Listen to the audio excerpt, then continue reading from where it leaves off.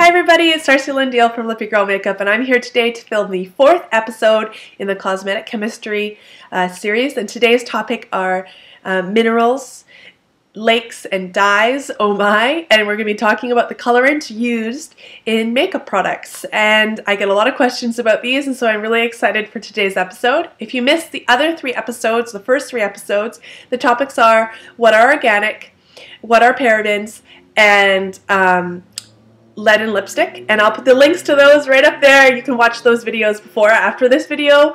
But let's get on with today's topic of makeup colorants. So minerals, lakes, and dyes. And generally questions come up with these colorants when I talk about the advantages of Lippy Girl makeup and how Lippy Girl lipsticks don't bleed, how they're buildable, and how they have a long wear to them. And in order to answer questions as to why Lippy Girl lipsticks have all those benefits, we end up talking about colorants, because Lippy Girl lipstick uses minerals only. We don't use dyes or lakes. And so in order to kind of explain the benefits of minerals, we have to kind of go through the other options of lakes and dyes. And because just in everyday language we tend to use the word dyes and pigments just to mean color, and then in chemistry they mean two definitely different things. It's really good to kind of go to a definition and then go into the benefits and differences. So let's start with definitions, and let's start with dyes.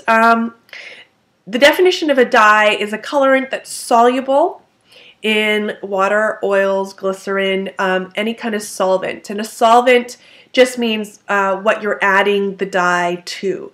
And so dye is soluble, and it makes what's called a homogeneous mixture, which just means it makes a consistent mixture. And the easiest way to picture this is to think about a food coloring dye and what happens when you put a couple drips of food coloring into a glass of water. Well, if we put red food coloring into a glass of water, the glass of water turns red. And the most important kind of quality to that is that the entire glass of water turns the same shade of red the whole way through. And that's what homogeneous means, that it's consistent from top to bottom.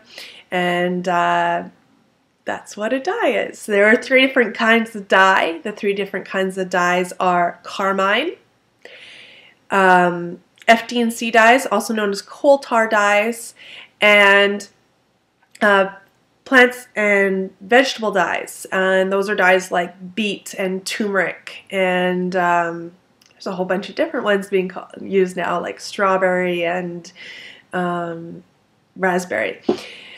So there are 3 different kinds of dyes. The first kind of dye is Carmine. I think everybody knows what Carmine is. There was a little bit of a hurrah about it when people found out that Carmine was made of bugs.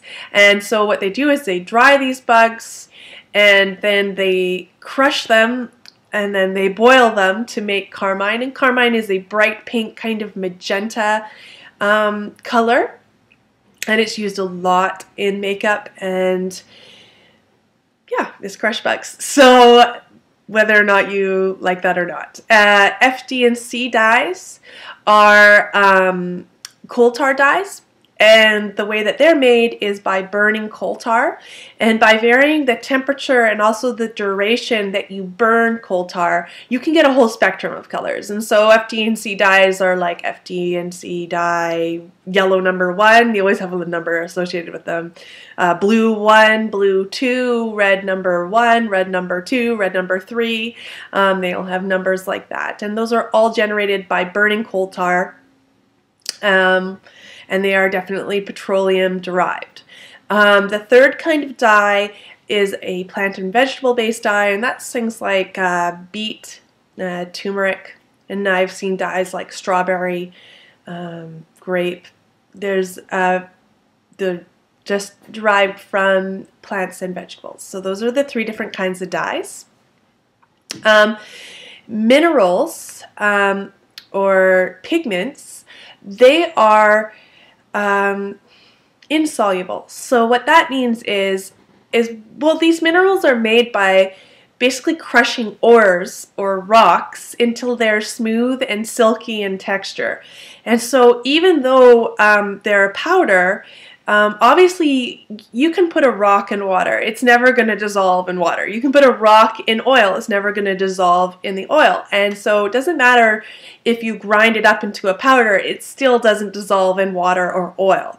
And so that's a main difference between dyes and pigments, as minerals will not dissolve in water or oil. And in fact, to make a product with minerals, what you do is make an emulsion. And what that means is you suspend the mineral particles in the oil or wax or glycerin or whatever you're using as your solvent. And so that's a big difference between dyes and pigments, certainly in the making of things. There are two different kinds of pigments, and they are ultramarines and oxides. Ultramarines are based on zeolite, and they are colors usually vibrant blues. They range from vibrant blues to kind of purpley, I want to say, what am I trying to say? Like a light purple, baby purple. Yeah, so they have all like blue shades, and they're wonderful, and you can use them for eyeshadows and face makeup. They are not approved for lip products. And actually, I just want to bring that up, is that I've seen tutorials online. You guys know I'm YouTube addicted. So I've seen tutorials online where people are making lip products using eyeshadows and blushes. And I just want to make clear that if you do that, just make sure that the minerals you're using are lip grade, because ultramarines are a big no-no when it comes to lip products. The second type of mineral pigments are oxides, and they're like iron oxides, zinc oxide, titanium oxide, and also magnesium violet or magnesium violet, and sometimes that's called pigment violet.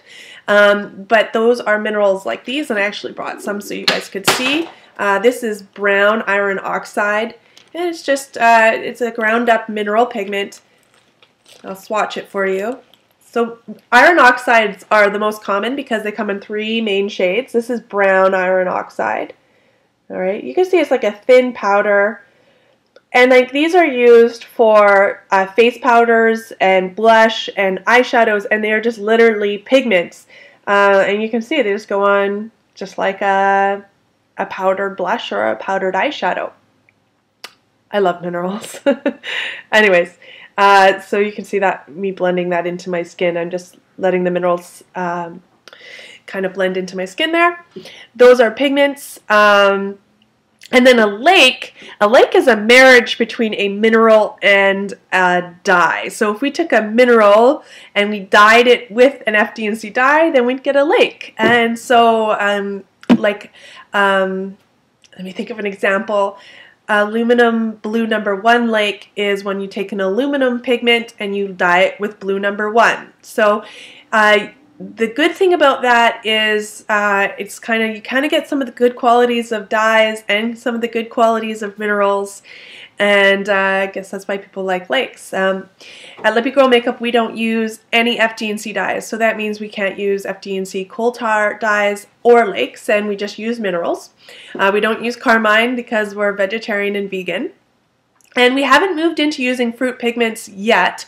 I do look into the option every time I make a product, but right now we're just stuck with minerals because I really like the pigmentation and also the wear of minerals. And so let's move into that. Let's get into the benefits of dyes versus pigments right now. So the reason why Lippy Girl doesn't use FD&C dyes is I have some concerns about their side effects, and mainly about their neurological side effects. They've been linked to things like hyperactivity and other neurological disorders, and also asthma. And so I really try to lower my FD&C dye intake. I haven't become the mother yet who forbids their child from drinking fruit juice at school or at parties, but at home I definitely do not allow things with FD&C dyes for my children. just trying to limit their intake. Again, not getting to the point where I forbid it, but just trying to limit FD&C dye intake because of those health concerns. The other reason I don't like FD&C dyes is because they have health concerns. They're quite frequently tested on animals. And I'll put a link in my blog in the box below to the PETA site that talks about that. So I just stay away from FD&C dyes. I don't really see them as necessary. There are some benefits to FD&C dyes and dyes in general, and that is on the manufacturing side or on the making side of things, they're much easier to make lipsticks out of FD&C dyes. It's much easier to include FD&C dyes in a recipe because they're soluble. And so when you put them into a mixture of oils and waxes in your lipstick base, they just homogenize the whole color. They make the mixture all one color, one even color. And obviously that's beneficial for the manufacturer. And it makes it easier for the manufacturer to make lipsticks. It also makes it a little bit easier to make more vibrant colors. And in Lippy Girl, we really pride ourselves on making mineral lipsticks that have bright colors, like in the Vegocentric line with P-Bomb and Fancy Pants. I just have to laugh at my name, sorry. Like with P-Bomb and Fancy Pants, we make bright colors and they are purely mineral based. But they did take a lot of development. It takes a lot more development to make colors with mineral pigments versus dyes, because you do have to mix those pigments really well and mix them in the right kind of ratio to get the right color. And then you have to make sure that when you mix the base, you mix it really well, and so you get a thorough color all the way through. And then you've got to make sure that before the lipstick hardens that the minerals don't separate and give you an uneven color in the tube. And so it's definitely harder to make a mineral lipstick, and there are benefits to using dyes in making the color even and more vibrant. Yeah, but the benefits to minerals, like I said, are like having a lipstick that does not bleed, that has a long wear, and that is buildable. And so the reason that is because the reason lipsticks bleed is when oil moves on your lip into your skin, it will carry a dye. But because pigments don't dissolve into the oil, when the oil moves, the pigment just stays on your lip. So that's why mineral lipsticks, or lipsticks that are purely mineral, do not bleed. The other reason that they have long wear is because they just settle into your lips, and even when the oil kind of dissolves or absorbs into your skin, the pigments just sit on your skin. And here's that swatch of the brown iron oxide I made, and you can see it's still there and it settled right into my skin. And so that is one of the benefits of minerals, is that they do settle into your skin and they don't move.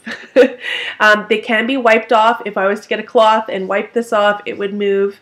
And then it wouldn't stain the cloth because it doesn't stain. It does not dye things. Minerals don't dye things. That's the benefit. And the buildability of lipsticks, where did I put Schmoopy? Sorry about that, I lost Schmoopy, but I found Schmoopy. Oops, I used that hand to swatch already, so I'll use this hand to swatch. Now what I'm going to do is I'm going to put one swipe of Schmoopy on it, my hand.